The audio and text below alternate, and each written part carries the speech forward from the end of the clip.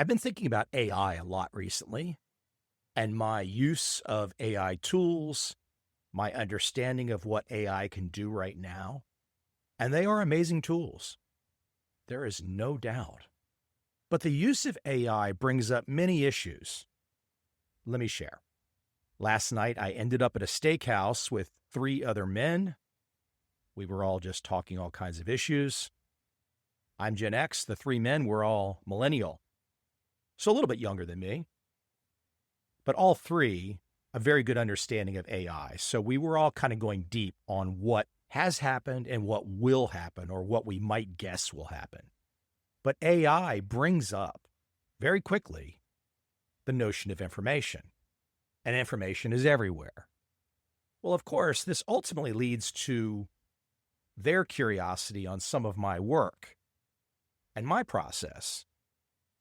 And my process was all pre-AI. In many instances, much of the work, the insights that I assembled was pre-internet, because so much of it was 94, 95, and into 96. And there wasn't really anything on the internet about trend following in 1996 except me. I was the only one that was really putting trend following information out there.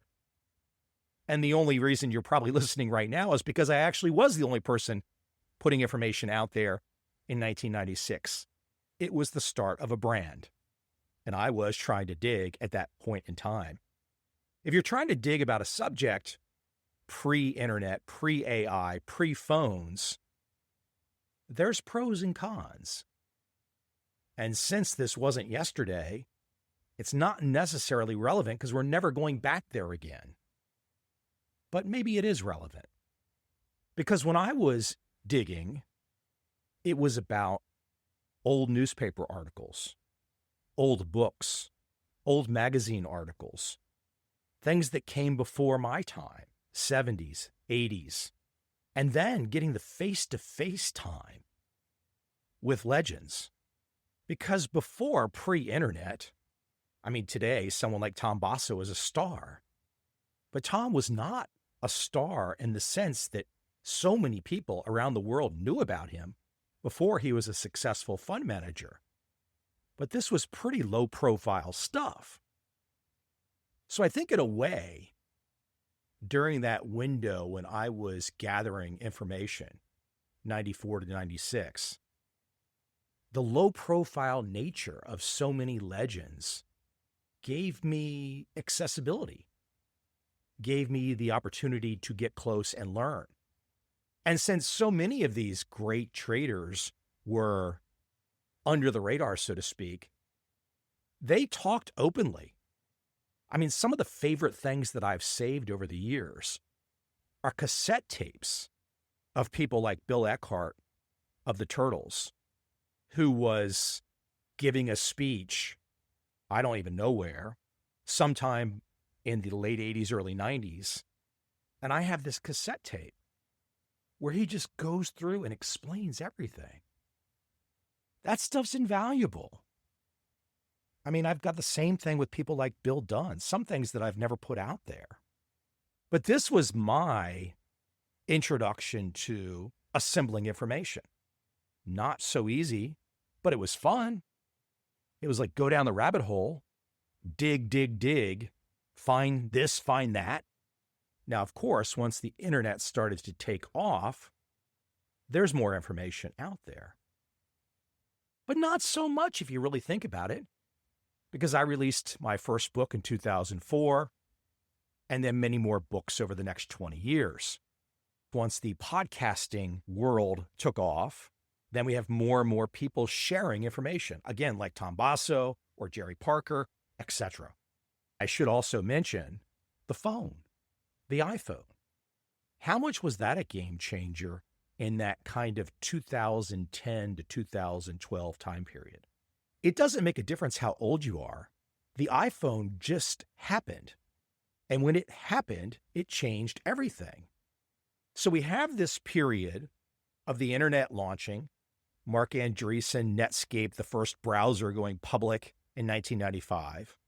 We have more and more content over the 90s. We get the dot-com collapse.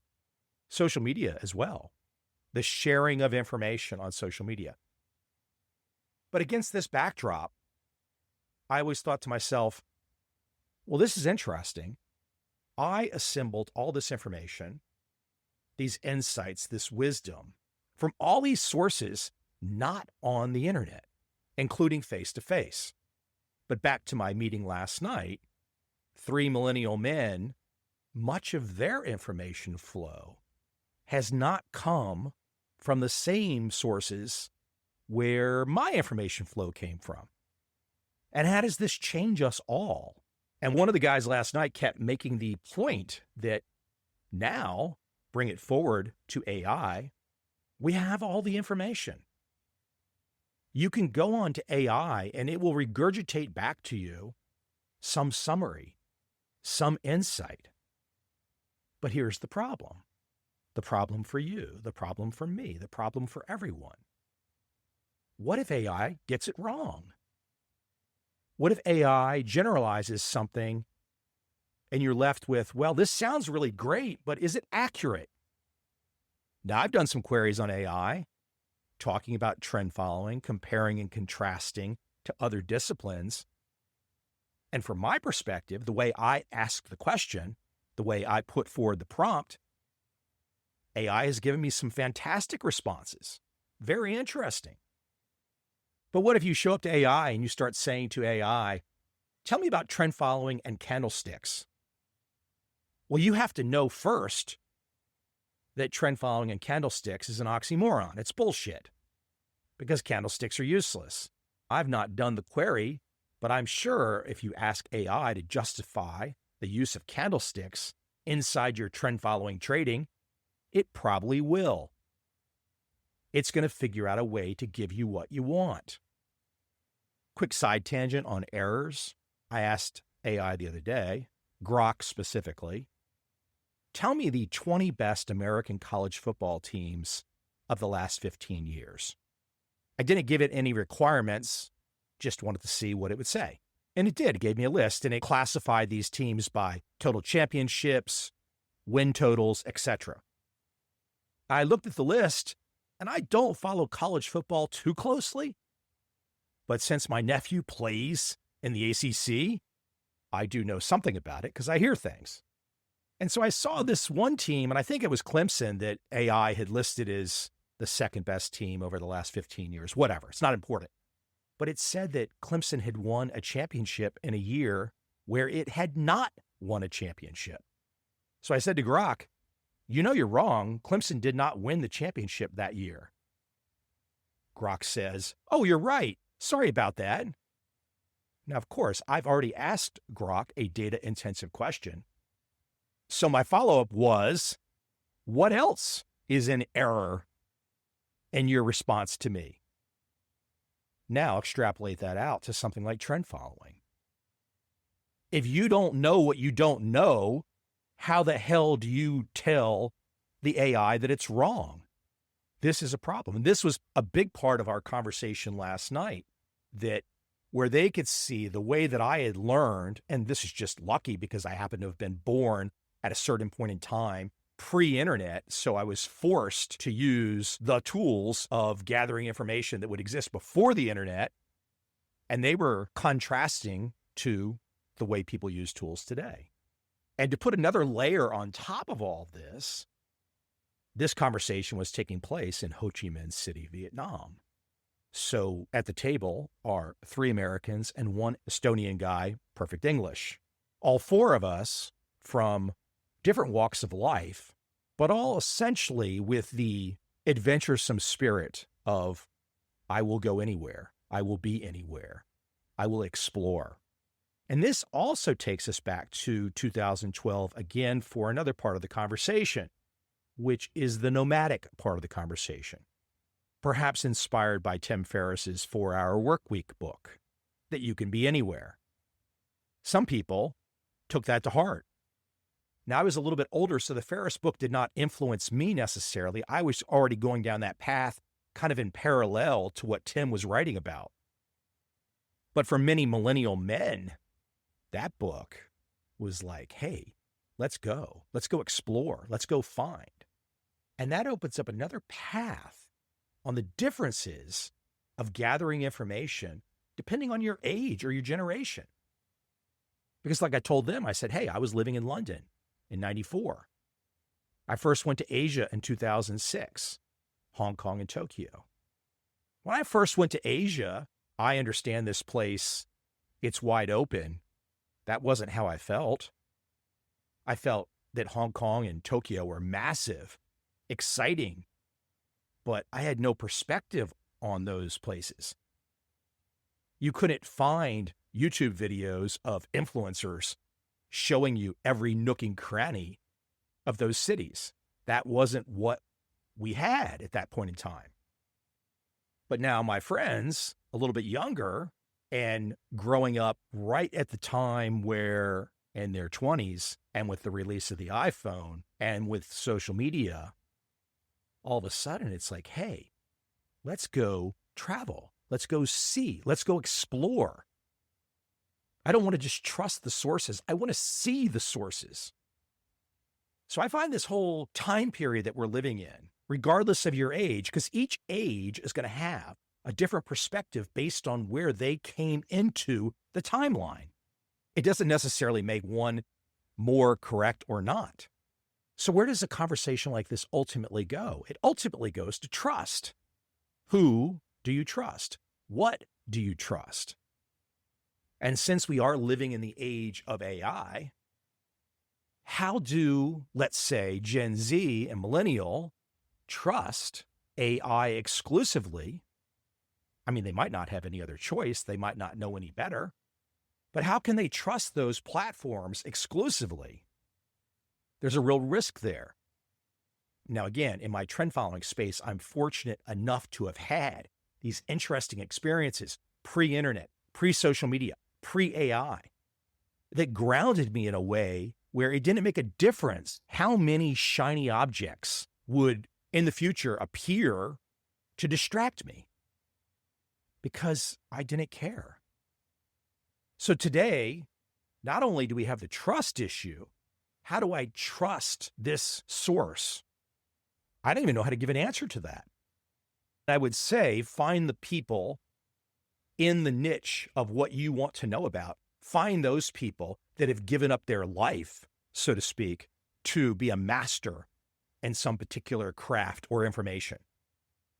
Yeah, I don't want to toot my own horn, but if you want to know about trend following, obviously, whether you're an individual or you're AI, you start with me. It's a terrible challenge today to trust sources, to know how to make a choice. That was another issue that we brought up last night. Now that you have all the information, AI can't make a decision for you. If AI tells you this is a trend following trade and you must take it, you don't have to listen. So not only do you have the issue of trust, you have the issue of making a decision. And this also came up as another layer on this whole conversation last night, which is distraction. We've got a trust problem. We have to take action. That's another issue. But then we have the issue of distraction.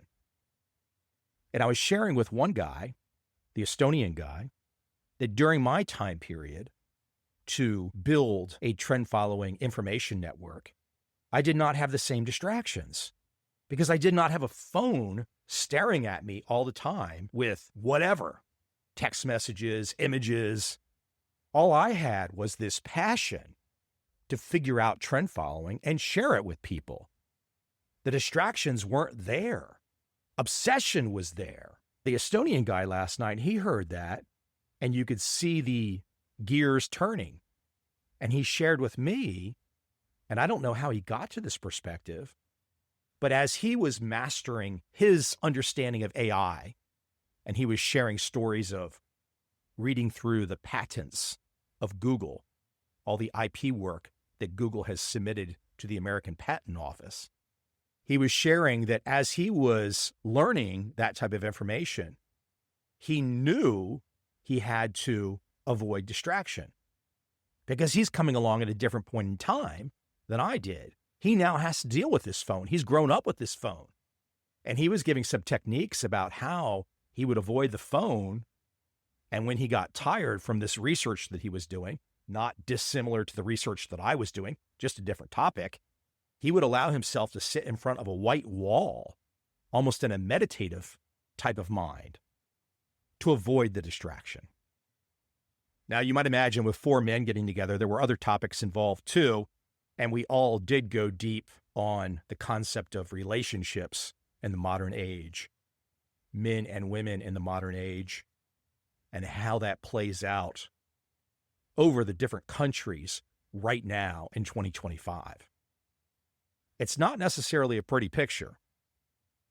Now, I'm going to save that part for another day. Quite interesting. And maybe I'll never share that part. Maybe that's too much. I mean, instinctively, we all know there's a problem. We can look at the divorce rates. We can look at the fertility rates.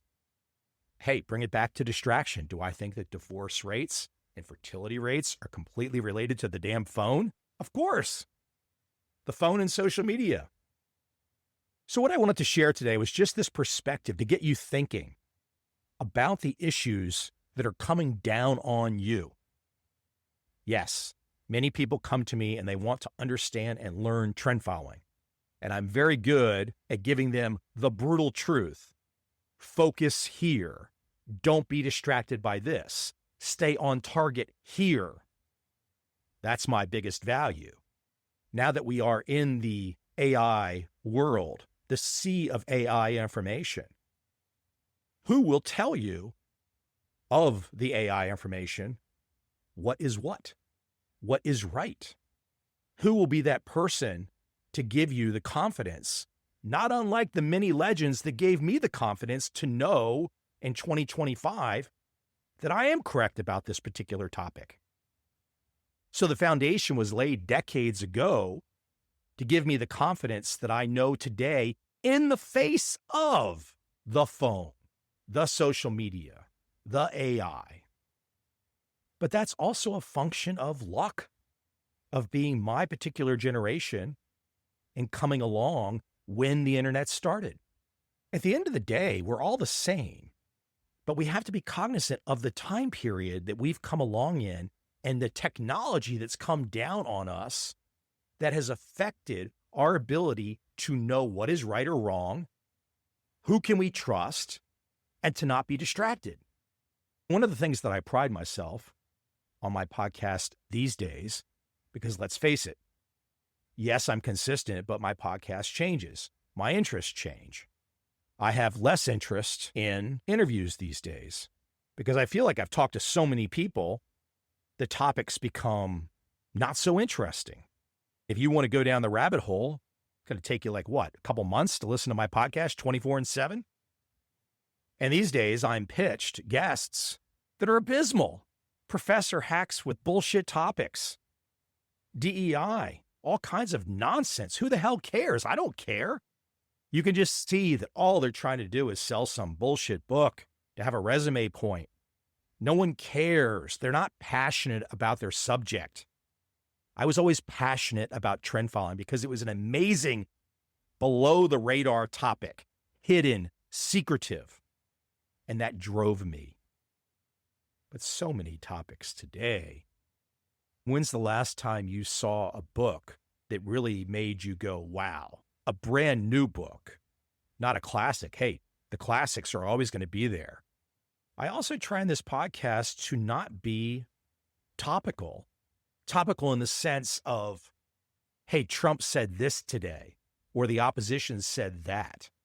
If you create content, if you want to share with people, and all you're doing is reading the news each day, yes, I guess there's value in that.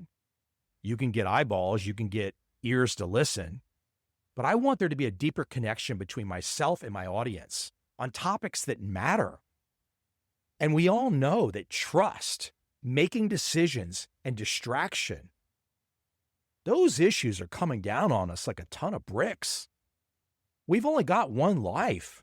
And if you've only got one life, you got to figure out a way to manage this. So yes, today I share some insights from my perspective and from some other guys' perspectives that happen to be a little bit younger, and how the timeline is the timeline regardless of our particular age. But There's no doubt that that timeline affects different parts of the population in their understanding. So as I go out today, I want to leave you with the big thought, because it ultimately reduces to this. You go to Grok or ChatGPT or DeepSeek or Google's Gemini, and you ask a question. Now, if it gives you the sources to some white papers, great. But if it doesn't, how do you trust it? And if you're spending all your time gathering more and more and more information, how do you know what is enough? Part of our conversation last night involved using price to make a decision versus having all of this other fundamental data. Now, of course, three guys, millennials, part of their thinking might be, wow, we've got all this AI fundamental information. This will ultimately help us to develop hundreds, if not thousands, of trading strategies where we use all of this fundamental data to make decisions. My reply would be, hey, do you really ever think that's going to beat just relying on the price? And this is what we face. Ultimately, do you trust the price? Do you trust this reality? Or do you trust more and more and more fundamental information, which is what AI is giving us? Again, this is not an AI criticism. It is a fantastic tool. But there's no doubt, if you don't figure out the issues that I'm talking about today, you're going to get passed by. So as they say, if you're not running, you better start running. Because if you're on the savannah and you're a lion, you wake up each day, you better start running or you're going to starve. And if you're on the savannah and you're a gazelle, you better start running or that lion's going to eat you. So it doesn't matter, lion or gazelle. When you wake up, you better start running. See you again next week.